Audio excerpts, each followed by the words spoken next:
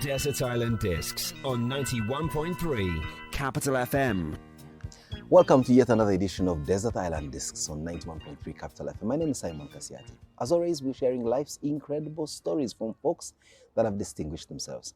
This evening on the program, I have the pleasure to have a lady that wears so many hats. She's a philanthropist, she's a community builder, she's a connector, she is a lawyer, a mother, and everything in between. Now, she'll be breaking down to us exactly what of those facets makes stick in her life. Well, I know the temptation is to say all of them do, and that's what makes her a complete person. But then her life story is what's more intriguing for the program. Welcome to the program, Diana Ninsiima Kibuuka. Thank you, Simon. It's a pleasure to be here. A pleasure having you on the program. Although so many hats that you wear, and sometimes the temptation to ask how you juggle all those is very eminent. But just tell us a bit about yourself before we get there. All right. So I'm Diana. I am one of 9 siblings. Wow. Yes. I am a mother of 2 sons. One is 10 this year, the other is 5.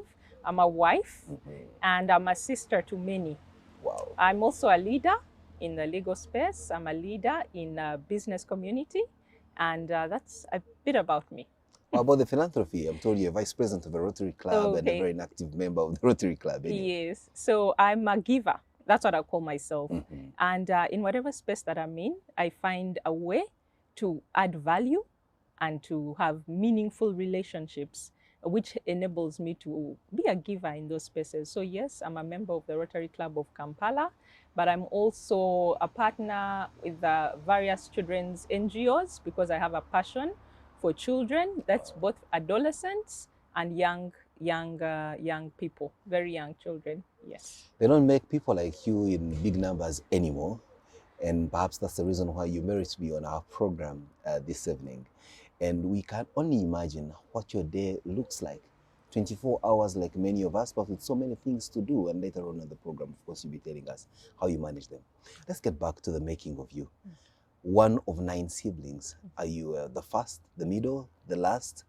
Just take us to your childhood. Okay. That's before you also tell us who your parents were or are. Yes. Yes. All right. So my father he passed away in 2012. He's Avitas Tibarimbasa. He was a well-known educator. He served as the secretary of Makerere University and also served in Chambogo University. And because of his education, his passion for education, he was so determined that we would all go to school, both girls, of course, and boys, but that would also aim to achieve the highest accolades in education. And one thing that stands out from the past is he always wanted us to do PhDs. I've not yet done my PhD. Not yet. But he went on to do his PhD when he was over 60 and actually graduated with his doctorate. And really, but one thing he left with me is that always aim for the highest accolade. Wherever you are and whatever you do, always aim for excellence. Wow. The other thing I think that he taught me is that the world owes you nothing. And so when I step out of my house in the morning, I really have no expectations of people, of the world. I go out to achieve what I want, to set out what I want. I set out what I want and I go out to achieve it in spite of the obstacles. So when I find a mountain, an obstacle, I'm able to navigate it because I know the world owes me nothing. I can't sit here and cry and wait for somebody to pick me up. Yet conversely, from what you just told us about yourself briefly, looks like you owe the world everything. The world owes you nothing, but you're out to give the world everything that you have on you.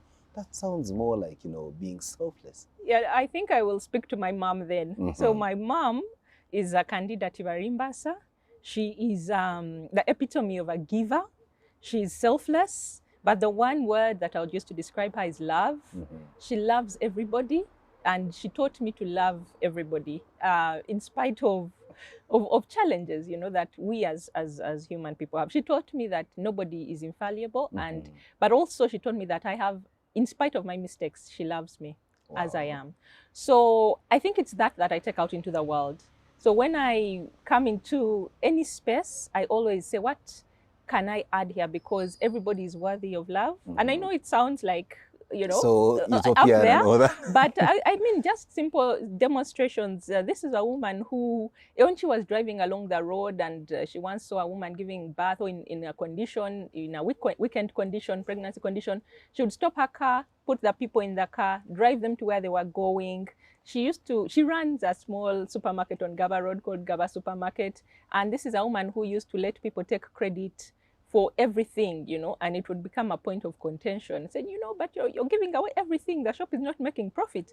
But she said, no, when someone has a need and I will make a difference. But Wow. I think just going back, once she shared a story, which gave me a reflection of actually her heart, because she said that as a young girl, her father loved her so much, and she was the only one of her sisters who went to school. But the reason she went to school was that she was weak. She was She small. couldn't dig. Yes, she was small-bodied. Yes. So he took her to school So as he a way to took her save to her from school. domestic chores. Exactly, and sickly. But the thing is, her school was, she had to travel to school and spend a week at school and travel back. Because she couldn't make the daily Because she commute. couldn't make the daily commute. Oh. But the people who used to walk with her were her sisters. So her sisters had to escort her to school on Monday morning through forests, through valleys. This was in Kabale. Yeah, crossing rivers. Crossing rivers. And they were so afraid of animals and everything. And then her sisters would go back to work on the piece of land, and then they would come back and pick her up on Sunday. On Friday to take her back home. And she was forever grateful. She always says that, she's forever grateful because without them, she would not have been able to go to school. So I think everybody we meet, everybody that we engage with contributes to our lives in one way or the other.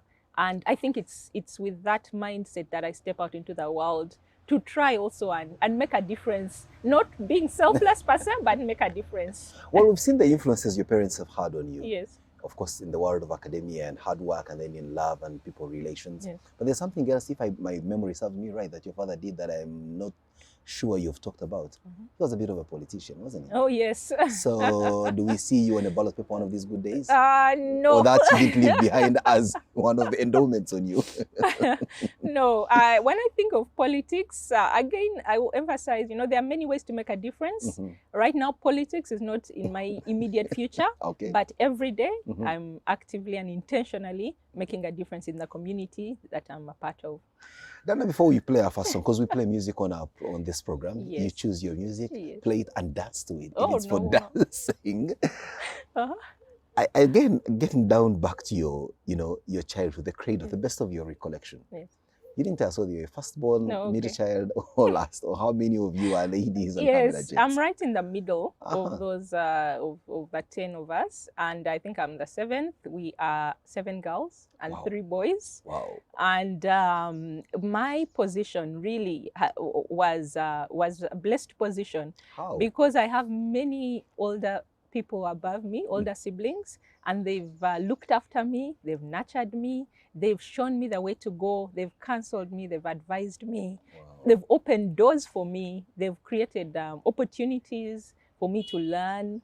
Their life experiences have taught me a lot. So I think I've been to the University of Life by being By in, being you in know, the middle. in at seventh, the seventh. Aren't you of lucky my that you haven't siblings. had to pay for their sins? That means they are True. good people themselves, eh? They're amazing. But also I've had people in the program who say being a middle child is kind of a disadvantage. Yeah. You are many times neglected by the parents. They don't even realize you're there because Yes. they had all the much love for the first ones. Yes. And then they tend to take much more care towards the last one. So Yes. you, the middle guys, have to find your way through to pick attention on either side of the spectrum. Do you feel the same? No, because I think one of the blessings that of growing up with my parents, in my parents' home, is that they saw each of us as a unique individual. Wow. So I was never compared to my siblings or asked to become one of them. And for example, my dad encouraged most of us to do law. So I have 3 other siblings who are lawyers, Wow. but one of them is into trade. She works with Trademark East Africa as a regional role. The other one runs his law firm, a gentleman, and then another one also runs his law firm and does business. And here I am, a lawyer, a philanthropist, a community builder, a leader in many spaces. And charting your own and path, charting my own running your path. own law Yes. outfits and partnering with different people, Exactly. not the family Not business. them. So one thing, for example, that I would love you to know about me is that I love reading. And my parents nurtured this. They allowed me to read late into the night. They allowed me to borrow books, and they brought books for me. They gifted me books. And some of my siblings didn't love reading books, and nobody was forced to read. How you got into the business of reading, we can all understand, given the fact that your dad was a strong academician and your mother went to school against so many odds. But I'm sure you also loved what you made in the pages. Yes, I did. What would be your first song, Diana? Oh, my first song is Amazing Grace. Amazing Grace. Yeah, I love this song because it speaks to unmerited favor. I've led a blessed life. Having been born in the family I was born into, and having walked with the people I've walked with. And yes, so Amazing Grace. What a nice way to start off our Sunday with a selection of a song as beautiful as Amazing Grace. It's without a doubt that we'll certainly have an amazing program that we've started off with Amazing Grace. We'll be right back. It's Desert Island Discs. Desert Island Discs on 91.3 Capital FM. Amazing grace, how sweet the sound. Welcome back. It's Desert Island Discs. And yes, if you're having a conversation with Diana, obviously there's no way you'll have a frown on your face. She's very engaging, but also has a way she tells her life story. Diana, Yes. growing up in a huge nuclear family, but also I'm sure with so many appendages with, the extended family, as it were, when we're all growing up. Take us again back to your childhood and the decisions you had to make or didn't have to make. For example, did you, your liberal parents and all, choose which schools you had to go to? No, I didn't choose. Which nursery school did they take you to? I went to, it's a nursery school in Makerere. I grew up in Makerere Flats, directly opposite the university. Wow. And maybe just a quick story again about my father, who's an educator. He used to make us look at the Makerere main gate, and he's like, if you've lived here opposite Makerere main gate, you have to cross, of course, and go to Makerere. University. And so failure in school was not an option because you knew ultimately you had to cross that road. But I went to Makerere kindergarten. I think it's on the road as you go down to LDC. Exactly. So it's still there today. So generally, your education has been around. Thank you. In that little triangle. I went back, and then I went to LDC, of course. Exactly. But that's the end. Law school is just there. Yeah. And then I went to Mount St. Mary's Namagunga for 6 years, and it was a beautiful space. Yeah, but before Mount St. Mary's. Yes. Kitante Primary School. I went to Kitante Primary School, and that is in. I went, yes, right in Kampala. So you just so walk, I'm sure. We used to walk. Via Wandegea, buy pancakes, connect down, and then sometimes they'll give you money for a taxi, and you'd eat the money, and then you go and sit on the kameme of the taxi, and you get home. So since you had many siblings, I'm sure going to the same school, you agree that now today we'll eat the transport of so and so and so, and you will carry us. Exactly, we used to carry each other, and we would get there. Isn't that socialization maybe one of the things that is lacking with our children today? The fact that even when the school is right outside the gate, we actually drive them there. Totally. What do you think is causing that? Are we just too lazy, or the society has become so bad that people are not as kind as the strangers we met when we were children? I think we're not living in communities. I think we're living behind our gates, within our gates, and when you don't know your neighbors, everything is scary. Absolutely. I think it's Michelle Obama who says hate fades, when you're face to face with somebody. There's no hate when you know somebody is hurt. And I think there's no fear when you know your neighbors. I live not too far from the city center, and I have a 10-year-old, and I have only started sending him out alone to go to the shops. And what changed is I just realized I was not doing him any justice by keeping him safe from from what's out there. Out there, yes. And the reality is there's so many young children who are walking always past my home. As I said, I'm not far from the city center. There's many slums, and there are many young, maybe 3-year-old, 4-year-old walking alone. And I said, you know what? It's time for him to go out. To go and venture out. To go out and see. He But every time he goes out to the shops, I pray. Until he returns, you're not breathing. Yes. When he returns, he has all these interesting stories, I'm sure. Yes, and now he wants to go for walks alone, and I'm like, pole. Does he take longer than usual? Usually when they would send us as children, my mother would say, I am going to spit right here. Yes. By the time you return and it's dried, you know what to do. No, I think he's not yet navigated that trick, and there are no friends There are along no the friends way. along the way. For us, we used to meet friends and Friends and just friends and friends, That's and very would get interesting. diverted. Oh, Yeah. even forgetting what they have sent you for in the show. Exactly. You get that Exactly. forget, then go back home, say, what did you send me Exactly. for? So Diana, in school, was it that all the while Yes. you aimed at being the lawyer that you eventually are? Yes. Or did you have other ideas, only that your dad wanted you to be a lawyer? Yeah. I wanted to work with people Mhm. from when I was a young person. That makes you maybe a doctor, because then you're only seeing sick people. Yes, I wanted to work with I wanted to help people. That's what I will frame it as. I wanted to help people. I thought when I reached S6, I would do SWASA, which was social work and social admin. My immediate older sister had done it, and I looked up to her.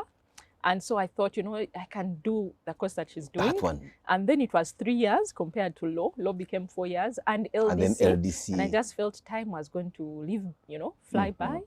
And You'll be 2 years in the field working when your cohort that joined law yes, is just graduating. exactly. So I was looking for a quick win by going for SWASA, and I did get SWASA on government. Wow. But my father, being who he was, really persuaded me and to do law. And because again, I had two siblings above me who had done law, it was also an easy sell. You had notes. Yes, I had notes. I had, and people say law is hard, but the reality is, if you pace yourself, it's not hard. So I knew, I had seen that you could pass law without losing, without growing gray hair. So it was an easy persuasion, but he was passionate about the law. He was passionate about... He wanted to see you in a black robe and Exactly, white shirt and the exactly. cravats and all that. Yes. And you went for it. I went for But it. just before, let's go back to your schooling times. Was it you strictly looking into your books since you love to read? Okay. Or you had some other extracurricular activities that you were involved in? Okay, I loved to read. I think I was looking into my non-academic books more than I was looking into my academic books. Ah, okay, but was reading. It was reading. I was fortunate that we had a very big library, varied books, varied topics, and I was able to dig into those. I've always loved traveling. I've always loved learning about people from different cultures. And I remember as a child reading about people who lived in the Sahara Desert, the people who lived in the Amazon, and being able to get lost in a world. Live their lives just through the pages. And learn and see what they eat, what they wear, how they live. If they wear anything at all. Yes. So for me, I've always been, immersed in literature. Even today, I don't watch movies or series, so don't ask me anything about what's trending. So you prefer to read? Yes, I prefer to read the script as opposed to watch it being acted out. Exactly. Man, and it's one of the conversations I have with my husband always is, the movie is better than the novel. And I'm like, read the novel. He's like, watch the movie. Watch the movie. He prefers to watch the movie. Yes. So sometimes you go tell each other now, he preempts what you're reading or you preempt what he's going to watch. Exactly. It's an interesting combination. Yes. So, not a game played in school? Not even the drama club attended? No, I do not like... We used to dance. We used to have creatives, so we would dance. You danced or you prefer to watch?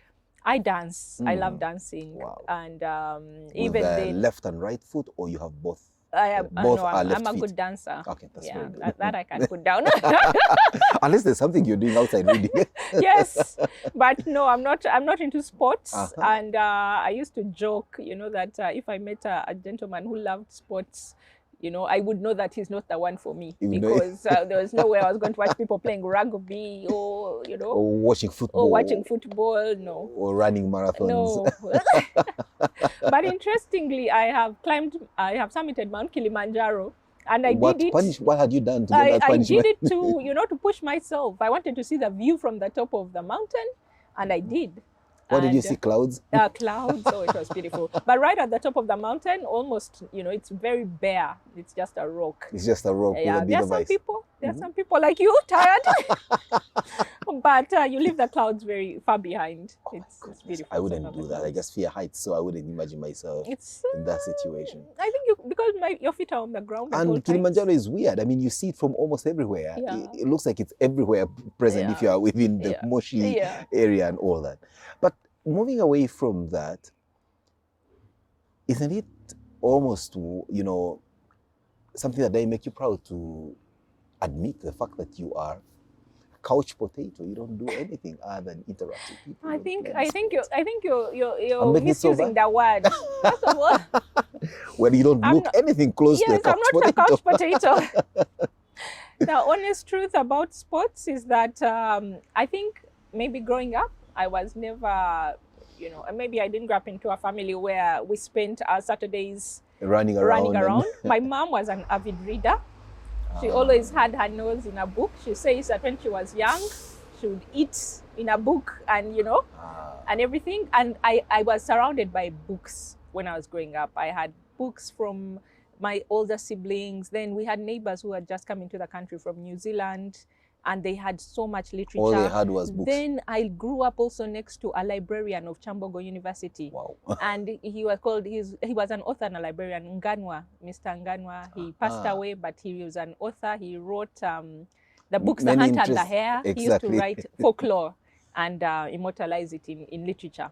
So I would go to his home. I had a sport, his wife was so gracious. His loving children, were so gracious, and I would read and I would just get lost there. So I didn't grow up around sports. Wow. With one older brother, I wasn't exposed to much sports. With many ladies in my life, we used to spend a lot of time doing our hair. Our older siblings used to do our hair. We used to spend a lot of time going for walks, going for picnics. Wow. Yes. The girly things. The girly things, playing kwepena. So if kwepena is sports, then I've done Then a lot you of have done sports. quite a bit about it. Let's play our next song then. My next song is it's a hymn. Mm-hmm. It's Immortal, Invincible, God Only Wise. It's an old hymn. And why do I love it? Why do I want to play it? Because when all things, when everything is said and done, that hymn really stands out for me, that God alone remains. God is immortal. And, and one thing I quest for is wisdom. And he's all wise. He's all knowing, all seeing. And he's graced you with quite a substantial amount of it. Oh, thank you. So for me, that song is my rock. I always go back to it and draw from it and get anchored.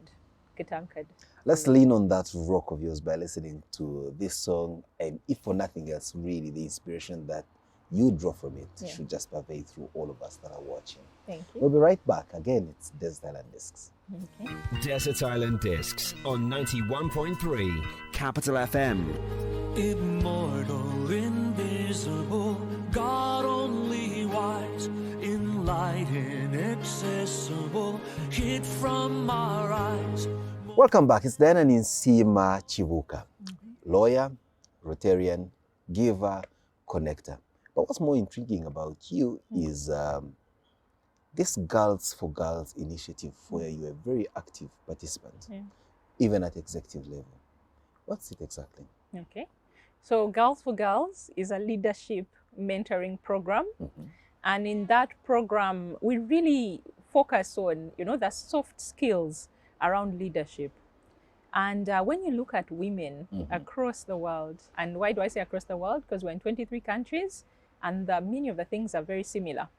When we this share, is a network of Girls for Girls in 23 countries. Yes, currently. On how many continents? We're not in Australia. I know, but we're in South America, North America, Africa, of course. In Africa, we're in Kenya, we're in South Africa, we're in Mali.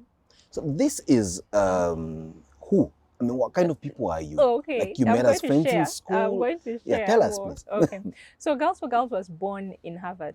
And in 2016, a group of women who were doing the Kennedy course, in the governance course. The governance course, yes. Yes. They met together, they went through the modules, and they realized that there's so much wisdom and learning that they had picked up and they wanted to share this. So they decided to create a program which had 6 modules.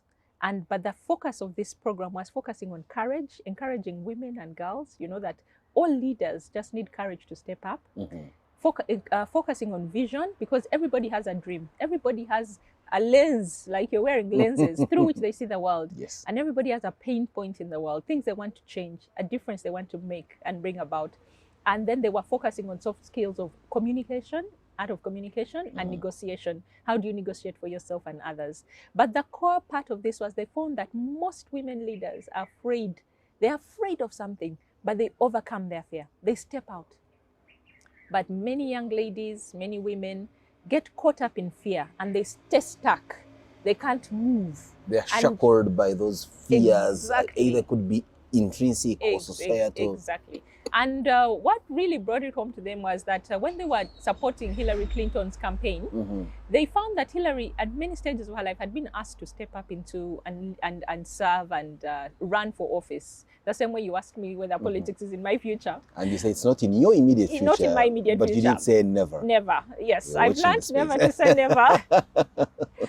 So when they went back to the drawing board after Hillary lost, they found that really women leaders are challenged because of soft skills. So they put together that package, and it's 6 modules which cover frameworks around communication. And I know you're a strong communicator. Well, I'm flattered by that, but well. Yeah. So we share with ladies and women how to communicate, how to identify their audience and speak to them, how to share their values, make a call to action. I was wondering why you don't actually sound like you speak naturally. You have this. Well, I'll tell you a bit later, but what I can say is that, yes, I think you know what you're doing. Thank you. Communicate very well. And then we talk about negotiation. How do you negotiate for yourself first? What are your dreams? Where you want to go? But how do you negotiate for others also? How do you create options? How do you add value? How do you negotiate from an abundance mindset, not a scarcity mindset? And thus, creating options where everybody's interests can be catered for and you can reach a win-win. We talk about ethics and values in decision making because we know that everyone has values, but are they values which will serve you in times of serious controversies and tough ethical decisions, or are they values which you just hang up to talk about? You put on like a dress and then you go back and hide away. So you live one life and in private you live another. So you're talking about values that transcend wherever circumstance you find yourself in. Yes, that are core. Then we talk about running for office. And we encourage women to step up and sit at the table. Is Kamala Harris one of those? Is the vice president of the US? No, we definitely have put a plaque somewhere, and said, everybody, we can do this. But I think it's important for women and girls to know that decisions are made by people who are in leadership. Yes, there's soft leadership where you don't have a position and you can influence so much. But at the end of the day, the power lies with the person who can sign that executive order. Exactly. And, who can... So you're moving away from playing your supportive role on making the decisions in a kitchen cabinet. Yes. And say, we have to step out of the kitchen and actually sign that executive order. Yes. So you say you support women. What women are we looking at? Okay. Mid-level career women like yourself who are going up the ladder, or are you looking at young girls who are still in school and are charting their path through the uncharted waters? Okay. So interestingly, we cover the broad spectrum. Wow. Why? Because this is a fundamental issue. Leadership first starts with me. So we talk to girls within the ages of 15 to 19. We talk to university students between 19 and 25. We talk to ladies who've just started the workplace, 23 to 35. And then we also have even a 40+ group, because we found that even there you have so many women who can make a difference. But for some reason, the world has told them you're not enough. Or you've done enough. Or you've done and no one can do more than enough. Yes. But in each of us, there's so much power, so much strength. And there's no time, we will not hang up our, don't hang up now. Just, you still have something in you. Keep pushing. And one of our modules we cover is courageous leadership. And in courageous leadership, we keep saying leaders are made, they're not born. And Mandela was made from his circumstances. He had to serve that time. Gandhi, in that season, he had to rise up and be the leader that he was. So even you today, in the space that you're in today, there is a need. We're not living in heaven. We're not living in an utopia. There's somebody out there who needs you to step up, to speak out, to stand out, and really make a difference. Then I make it all sound so simple that, Yes. you know, with just merely talking to these women and girls, Yes. at whatever circumstance of life you find them, they will consume your message, Yes. hook, you know, Sing, line and sinker. line and sinker. But I'm sure you face a number of challenges in Yeah. terms of your uptake of this information and getting the women to, you know, Yeah. rise up the challenge you put before them. Yeah. What are some of those challenges? Before Do I some go of to them that, come from our side as yes, men? yeah, before I go to the challenges, I will really tell you the magic. The magic is that everyone has a story. Wow. So Simon, you've just shared a bit of your story with me. You went to Ntare, then you went to SMAC. You've shared a bit of your story with me, how you went to get a bride, you know, from a different culture. And I've taken away so much, you know, from you. Wow. And I think the whole In purpose so little a time. in so little a time. And I think the whole purpose of Desert Island is to, as people share their stories, we learn so much from them. Our tagline is ordinary folks Yes. with extraordinary life stories. Okay, yes. So our belief in Girls for Girls is that every woman has a story, and it is that story which transforms. So when we're talking to the young girls, we're just telling them, write your story. Begin to write your story. Don't let it be written for you. If you're the author of this book, story. when do you want to get pregnant? Do you want to get pregnant at 16? Chapter 1 You know? or chapter Or do 20? you want to plan for your children and be able to provide for them? When we're talking to our 23, we've been mentoring medical students.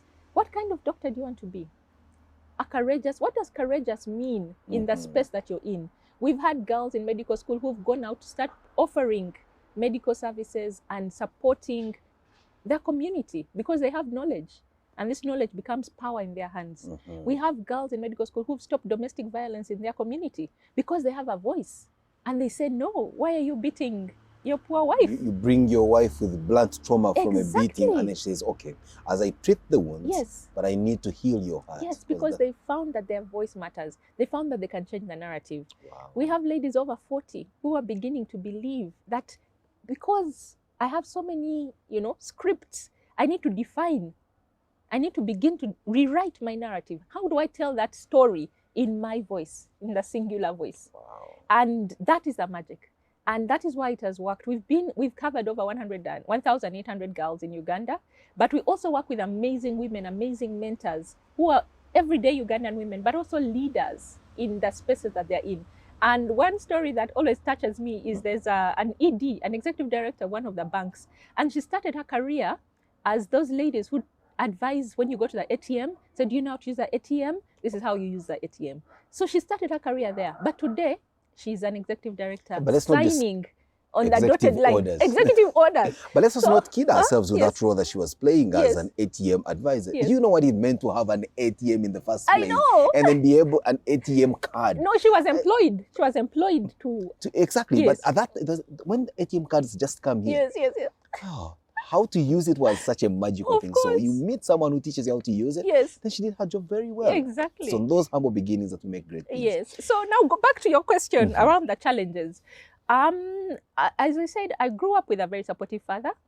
I've had the opportunity to work with men who have supported me and encouraged me. I have the pleasure and the privilege of being married to a gentleman who really has He's very supported me. supportive, yes.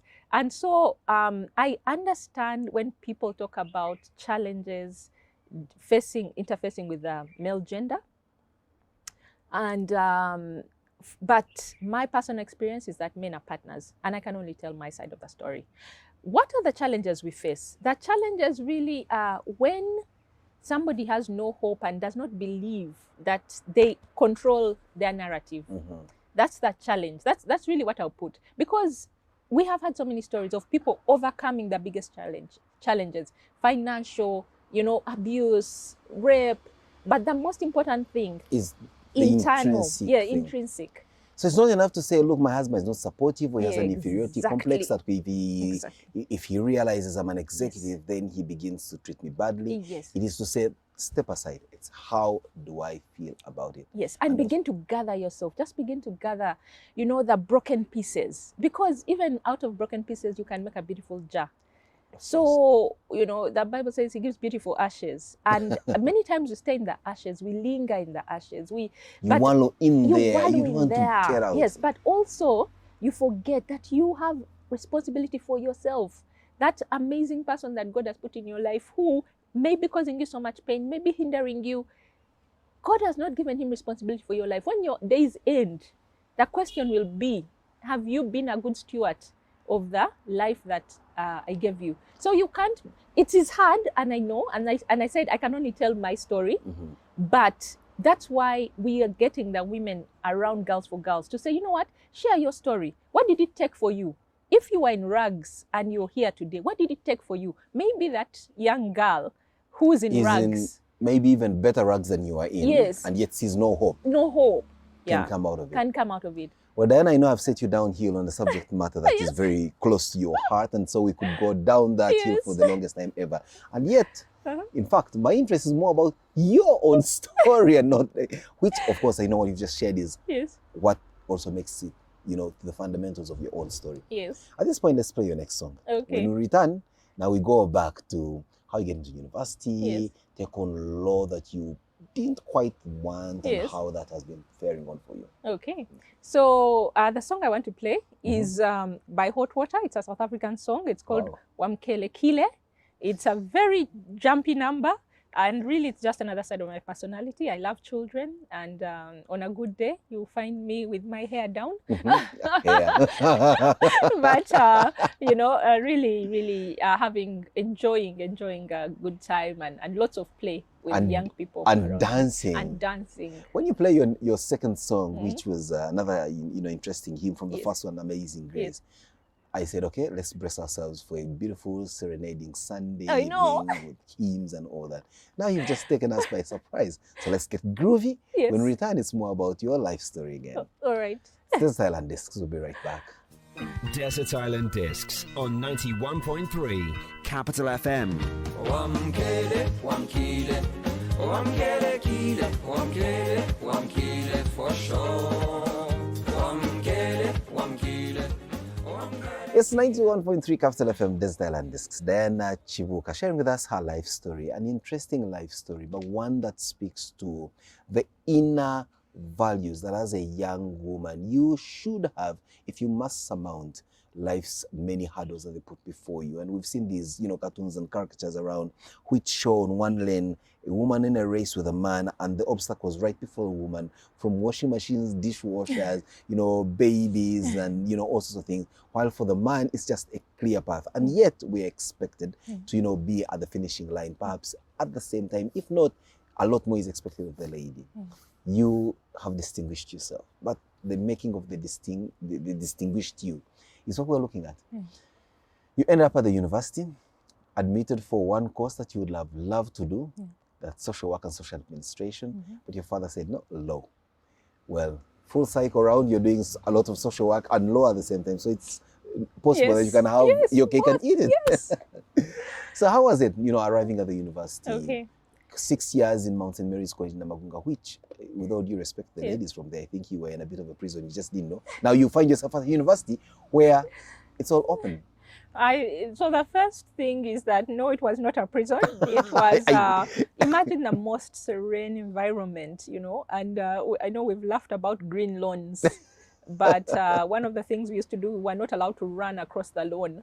So graciously moving in that beautiful environment. Let me paint that picture for you. But anyway, university, I had grown up around the university, so the physical space was not enchanting at all. Yes. Then my father was working at the university, so at that time, so I was able to check in with him, but I also knew that he would check on my grades immediately. The results were released, so I was aware of that. Then I was, as I mentioned, my older siblings, I have one of them who used to pick me up, and we would go home and she'd bring me back to school. So I'd leave university on Friday, come back on Sunday.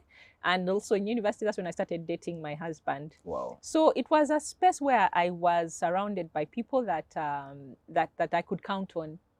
And one would be very interested and cheeky to ask, with all this, kind of structured way, and dad's hovering hook eye on you, your sibling in the university, How then did you end up meeting this guy and actually Oh. taking the decision to date him? So I met him when we were in high school, Mhm. and I went to St. Mary's Kisubi, your school, your old school, and he was a friend of a friend, and that friend was our best man when we got married. Wow. But when we met, we stayed in touch, but then we started dating at the university.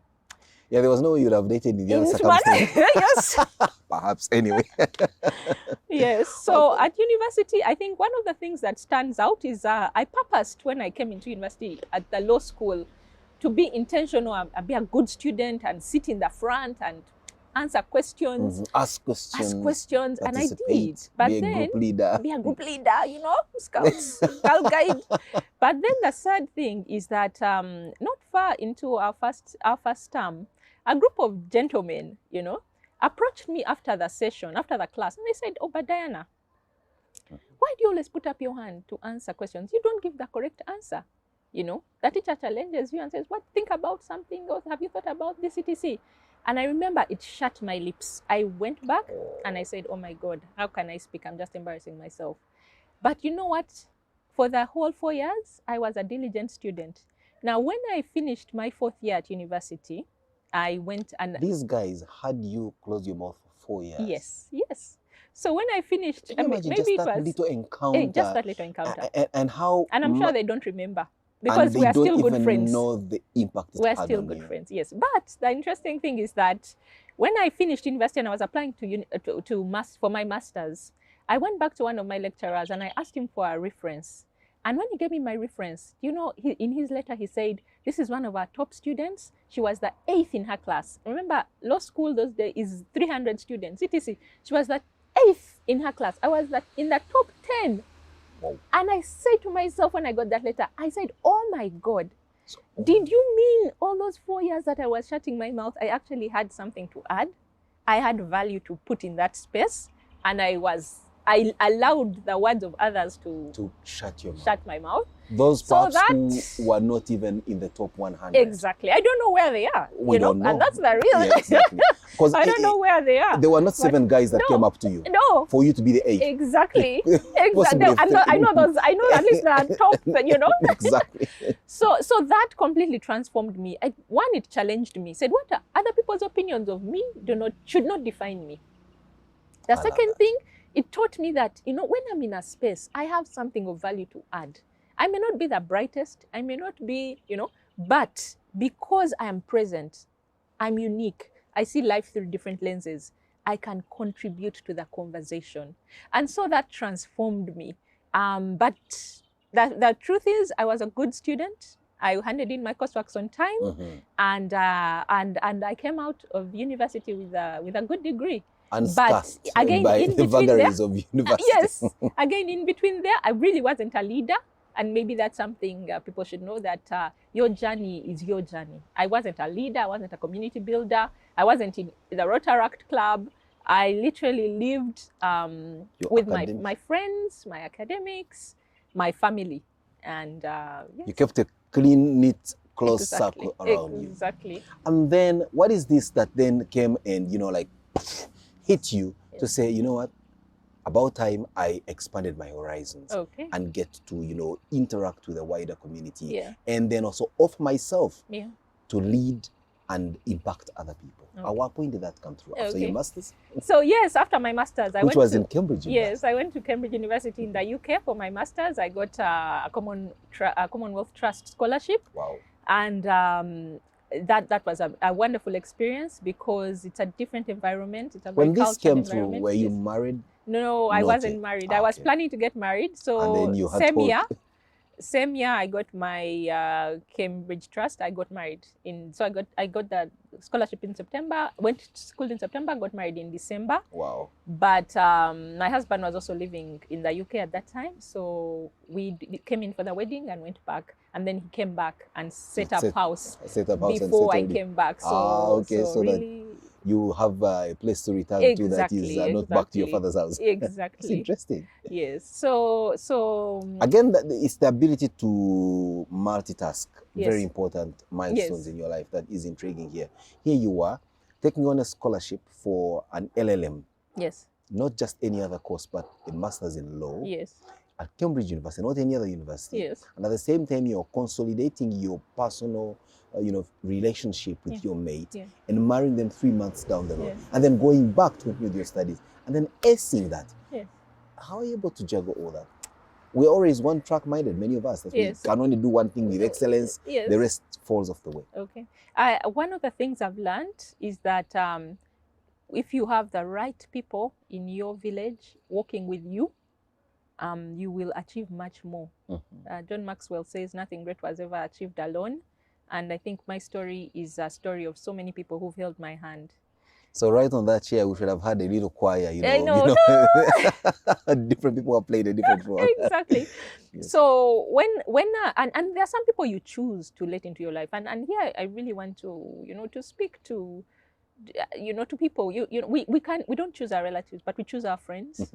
And I have a special friend called Carol. She walked with me. We went to Cambridge together, and in that time we studied together, we worked together, and we were able to achieve academic excellence. Wow. But then also my husband, who chose me and I chose him, Exactly. he supported me. He supported me in that season. And as I said, when I was still at school, he came back to Uganda.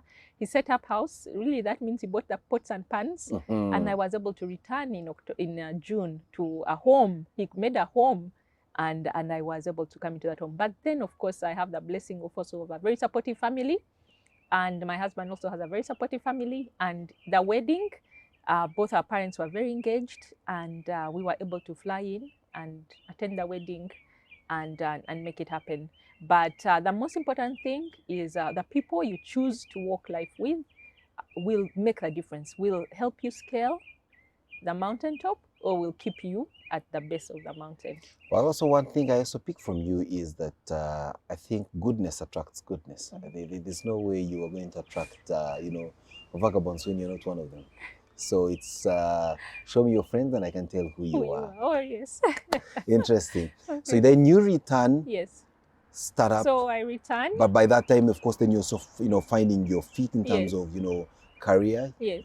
Did you have a job I had a job. ready waiting for you? Yes. So I think back to your question of when did everything change? I was fortunate enough to work with a gentleman called Mr. Philip Karugaba. My Wow. very first job, that was at Commission of Inquiry for Global Fund. And I also worked with a lady called Angela Chiawiri, Mrs. Kanyima. And those two were amazing mentors, amazing people who got me started on my career journey, because they taught me that at the heart of what you do, there's a why. And I needed to define my why for my journey through life before I decided saying, what should I do? What job should I do? How should I do it? Philip lives by excellence, Trust you, me. Yes, I know him. you know him, yes. So I think that permeated my heart. Say, why are you doing what you're doing? And do it to the best of your ability today, so that you don't have to do it tomorrow and repeat it and, come back to it. Yeah. So I started my career with Global Fund. Then I worked with Max Advocates. I'm teasing the leading law firm. The leading law firms around, you have been. So, and there again, I was fortunate. I worked in an environment where, yes, it was heavily male dominated, but the gentlemen, the partners were very supportive. And then I had my first female immediate mentor, who was a partner called Mrs. Rachel Musoke, and she held my hand. Wow. And she taught me so much. But most of all, she taught me how to, I won't say balance, but how to keep the main thing the main thing. So with Rachel, when family was the main thing, family was always the main thing, always. But when we needed to sacrifice some time to put in a deal, to close, get a job done, she would get her family to support her on one end, and then we would work together to close this.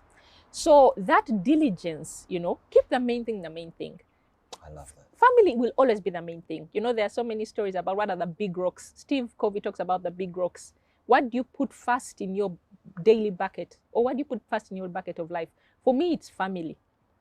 It's crucial, that I am at peace with my family, I'm at peace at home, and I'm actually making a difference in my children's life, in my husband's life, in my immediate, in my wider family's life. Another big role for me is, myself. what makes me happy? What completes me? Me, not other As people, Diana. as Diana. So reading is a big thing for me. Wow. Learning is a big thing for me. So you find me doing courses. So one of the things that I purposed as I was in my career journey is that I'll continue learning. So when I came back from Cambridge, I did a course called, it's called Women in... Meaning like in leadership? Yes, the Women in Leadership course offered by FAWE. Okay. And what they focus on helping women find them individual leadership capacities, but also helping women get onto boards. So when I did that course, I was learning with one of our ladies who's an HR officer at that time in an organization, which organization had both the manufacturing plant and the corporate side. Wow. And she said that the people in the corporate side are so easy to lead. You just tell them, And she said the ones who are the easiest to lead are the ones with the highest certificates or degrees. They are so easy to lead. They don't ask any questions. But the guys on the manufacturing floor, plant, they are going to ask you, why? Why do you say this? Why should you? If you're making any change to their benefits, they are going to insist that you explain it. And my mind, I did a 360. I said, Diana, I have to question everything. Why am I where I am? What am I doing where I am? What is my why? Why am I here? And I began to question that. Now, when I began to question that, I began to, I think, really let myself live. Instead of just move along, let life's river take me. Take you, at its pace. At its pace. Just take you the way you are. So now you are even willing to swim against the tide. Exactly. If for nothing else, to get what you want. Yes, at least stop by the river bank and say, wait a minute. Where is this river going? And not that tributary. So when that changed in my mind, I began to question in all the spaces that I was in, and I began to lead. So at that time, we had the Female Lawyers Committee of the Uganda Law Society. It was starting out, and there's a lady called Ruth Sebatindira who was leading. President. Yes, who was president. And I was fortunate enough that she was my sister. Wow. And I began to learn from her when she was leading. So I served there. And then Alice Namuli Blazovic, who became the president after Ruth Sebatindira, I served on her committee. And let me tell you, I saw women leading in their strength, unapologetically, bringing everything they had, Alice taught me that when you're somewhere, you bring everything you have. You don't bring 50%, then don't be there. Bring 100%. Bring 100%. If possible, if it's even to mothering, bring 100. If it's to serving in the law society, bring 100%. So that changed me also, because I said, wherever I am, I'm going to bring 100%. So when I was serving under Alice, she opened my eyes that I could be an authentic leader. I don't have to hide behind who people want me to be. So it is in that space, from the journey with Women in Leadership program, to working in the Female Law Committee of the Law Society, where I became president, and then passing on the baton, to the lady who came after and saying, lead in your strength. Don't try to lead as other people want. And then another turning point for me, another milestone for me really, was understanding my strength. When I understood my strength, I could walk in that strength. So my strength is really, I'm a connector. I love connecting people. Now that we've had this conversation, I'm going to talk to other people about you. I'm going to share this experience. And who knows, maybe I may... When the camera stop rolling, I'm going to ask you to tell somebody that has, I think now 5 years, not had the courage to sit on that very chair. Okay. And you just dropped their name in our conversation. All right. So please go back to them and tell them, look, it's just a conversation. It's just a conversation. And yet you have an incredible life story to share. What's your strength? Okay. You've answered that, I know, yeah. but in just one sentence. What, Okay. Diana, Okay. is your strength? Okay. My strength is that I see the impossible, and I'm willing, and I know that that there's someone out there who can help me achieve it. And So I just think have to that's find the person. I think that someone is And- even you. It looks like you, self-contained, as I may want to put it. Yeah. Let's play our next song, Diana. Okay, so my next song is an interesting one, and I asked you, is this a good time to play this music? But one song that has... There are no holds barred there are here. no holds You play barred. your music, we don't care who sang it. one of my a song I've worked with, is Bobby Wine's Chikomando. And it taught Where me. did that song find you? It found me, I think, in university or In Cambridge? No, I think no. But it found me in a place where I was yearning for so much, and saying, when I grow up, and when this happens, and when I have $1 million, and and it taught me that contentment starts now.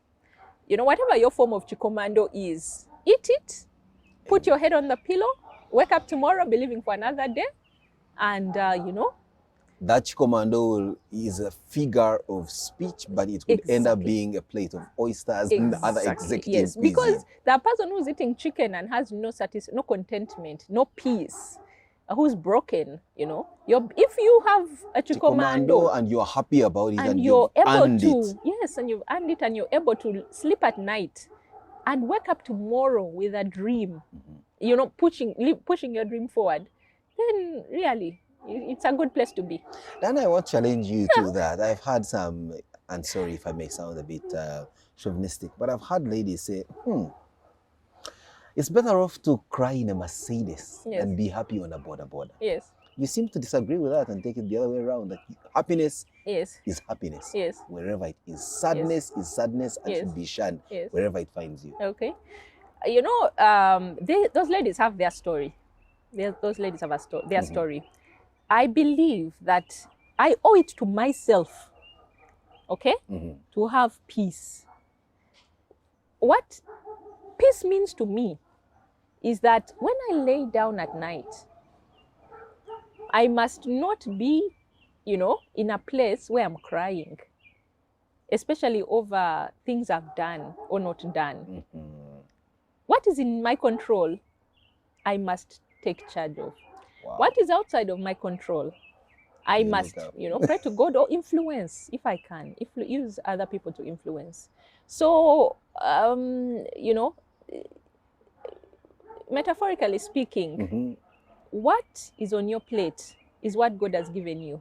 That's your chikomando. Start there. But if you want to eat, salmon every day after, work towards that. Believe for that. Purpose for that, But you should not cry in someone's Benz, or nobody should make you cry. Absolutely. Yeah, you find out, we have to get out of that stereotype that we owe it to people, or the only way we can get something. Or something. Yeah, is to cry, is to have people make us cry, give us those things. Wow. We change the narrative. Chikomando by Bobby Wine, chosen by Diana here. An interesting song, if for nothing else, the lyrical value of it. But also it's a nice way to groove. It's a Sunday evening. Remember, we'll be right back. It's Desert Island Discs. Okay. Desert Island Discs on 91.3 Capital FM.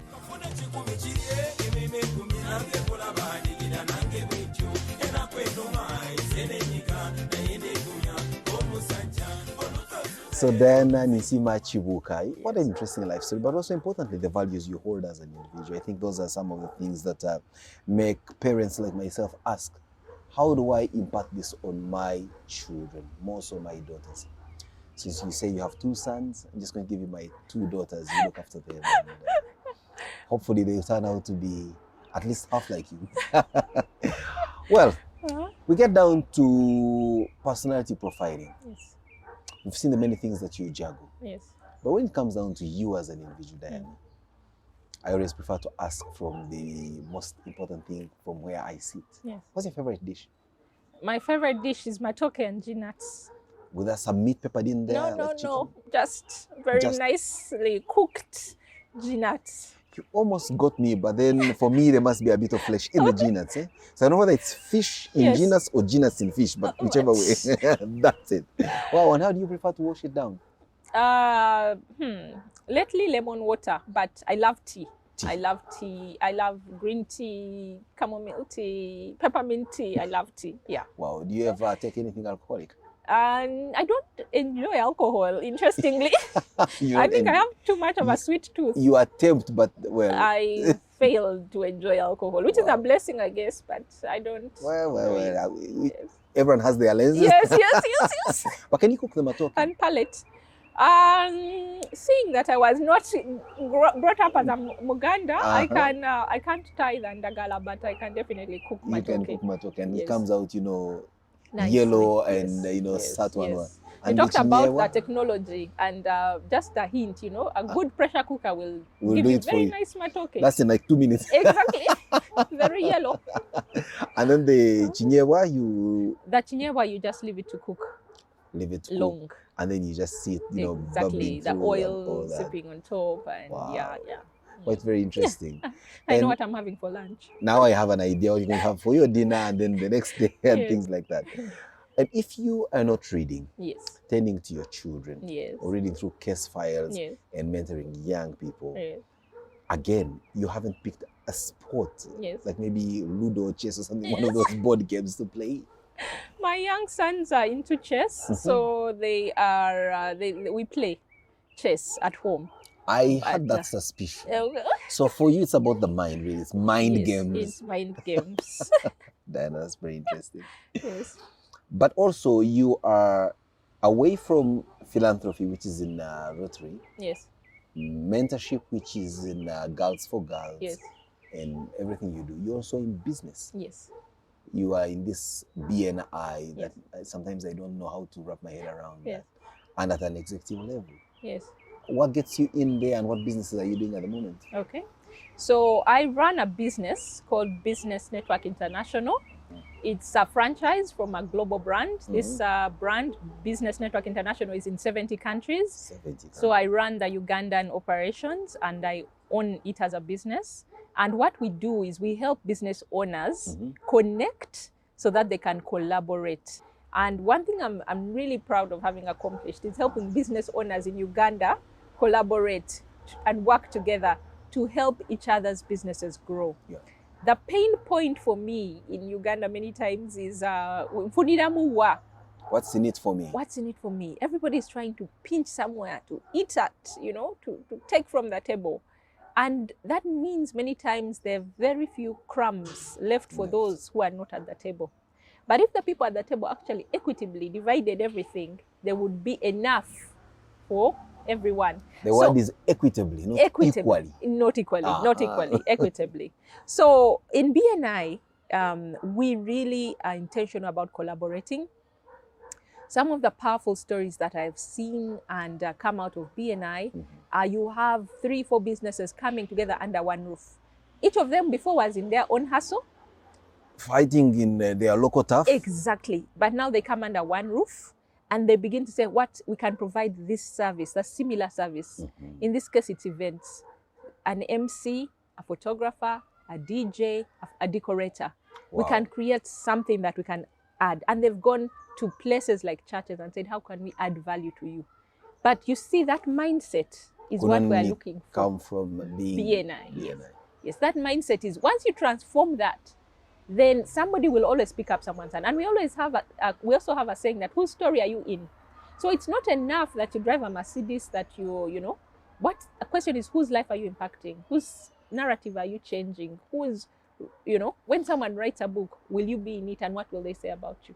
A member of BNI on this program once said, and she's Brenda Beck for me. Yes. She said, and I quote, Simon, there is enough space under the sky for all of us.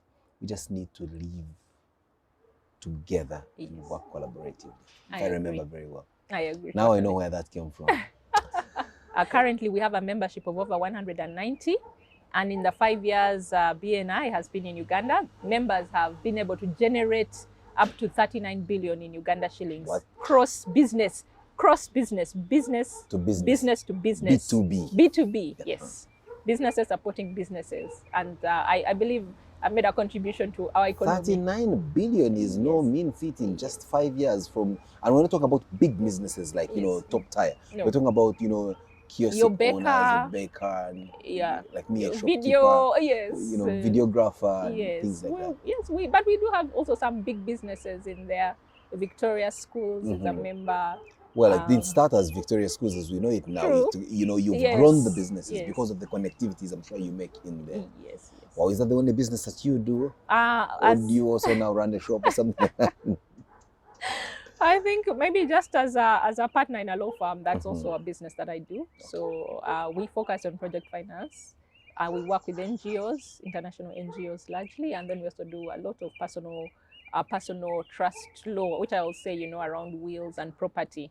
And I think one thing that I find that cuts across business is trust. People do business with people they trust. It's care. People do business with people they think care for them. Which is never the case, but well. Yeah. So those two pillars are what I take into business: trust and care. And that's me being authentic. I know different vibes work for different folks, but I found those to be true pillars that have enabled me to success. Well, some will argue that doesn't make you a very good lawyer, because good lawyers, in their own lens and prism, don't espouse the values of trust and care. But you're comfortable in your skin. I'm comfortable in my skin, and I have results. So I guess everyone's results should speak for them. Diana, if you had an opportunity to take your leadership beyond the sphere in which it's operating, mentoring and leading businesses authentically, and you have to look at the political space, what would be your first consideration? Will you go for the big thing, the medium thing, or the local village thing? Now, don't ask me to break down what the big thing, the medium thing is and all that. I'm sure you understand what I'm talking about. I see myself starting at the community level. Why? Because really everything comes down to the nucleus. The impact and change happens at the community level. So if I can transform my community first, then I can transform a nation. So for me, when I look at my leadership, I've created space for myself by, for example, setting up Business Network International, where I'm leading. I've gone into spaces where they're positioned and I've stepped into them. For example, Rotary, where I was asked to serve as vice president for my club, and I stepped into that. So in my local community, where we're involved in giving back and intentionally. So as a community leader, my mom was a community leader in the space, and she used to work with the women's group. I've found that I've been able to do that through the G4G community and reach so many more people. But before we let you go, Diana, everyone that sits on that chair has to answer this quintessential desert island question. Yes. This is a very beautiful country. I'm sure you've had the opportunity to travel across its length and breadth. Yes. If you haven't, woe unto you. Where would you love to be marooned, if I may say? Yeah. And why? Okay. So I have been fortunate enough to travel this country. I've trekked gorillas. Wow. I have slept in Pakwach Game Park. Wow. But following the eclipse, I'm an adventurer at heart. I must confess I've not been to Karamoja. So, you don't but know I hear raw it's beauty beautiful. You have missed. It's beautiful. But if I was to be marooned, I would love to be marooned along the River Nile. There's why? There's a lot of birding. I love birds. And I wake up very early in the morning and I love waking up to the bird song. Yes. I would love to be marooned next to water. How did this bird know? On cue. And then I love water. So I'd love to be marooned, literally marooned next to the sound of water. Wow. And it would be green. Because there's water. Someone at Wild Waters, I'm sure, is watching this and saying, this should be our next I've been, but I'm open. If an invitation comes through, I'm back to it. Back to it. Diana Ninsiima Kibuuka, it's been a pleasure having you on the program, sharing from your experience, learning from your knowledge, and of course, dancing to your music and reflecting on some of the hymns that you've shared with us. We can't thank you more for taking time to be with us. For the listeners and viewers who grace this program every single Sunday, we don't take your presence for granted. We know you could have been doing anything else but being a part of this program. We thank you eternally from wherever it is that you're watching or listening to us from. But before we go, you have got to say kwaheri to the viewers and listeners with a beautiful song. What will that be? Okay, thank you, Simon. So my last song is Weeping by, there's a version by Vusi. He's a South African singer with the Soweto quartet band. Yes, string quartet. String quartet. Yeah, Soweto string quartet. Very beautiful melodies that come from there. Why do you Yes. love this song particularly? So I love this song because it speaks about people who are living in fear.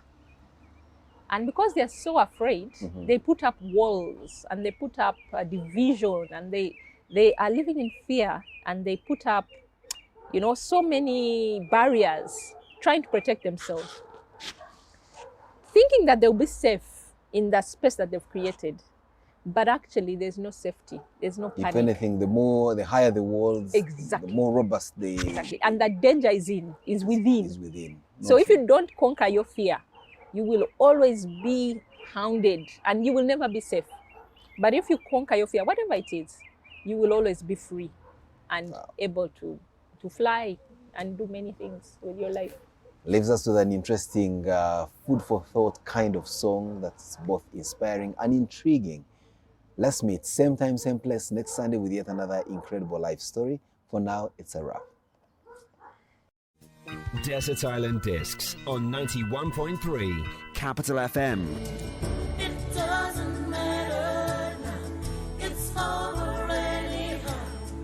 He tells the world that it's sleeping.